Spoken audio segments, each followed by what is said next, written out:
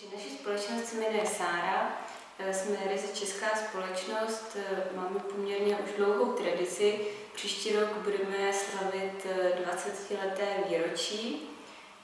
My máme vlastně výrobu v Brně, tady v Praze máme prodejní kancelář.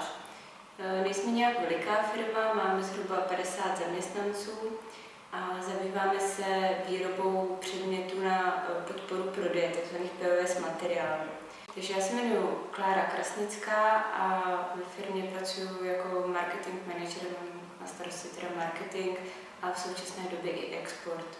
Takže s organizací ASEC jsme začali spolupracovat v letošním roce. V březnu k nám přijel první stážista z Německa, který nám vlastně pomáhal, podpořil jakoby naše exportní snahy, hlavně do Německa, do Rakouska.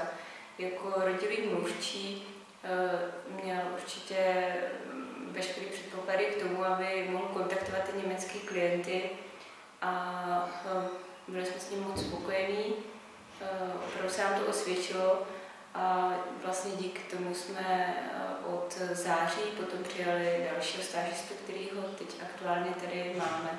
Tak je to takový jakoby oživení vlastně tady ve firmě, kdy tady přibyl člověk, který teda nemluví česky, tak je to vlastně jedině dobře, protože se snažíme, aby všichni ostatní zaměstnanci se domluvili anglicky a je to opravdu bezvadný trénink, když tady mají vlastně někoho, s kým se teda mluví výhradně pouze anglicky a nebo německy.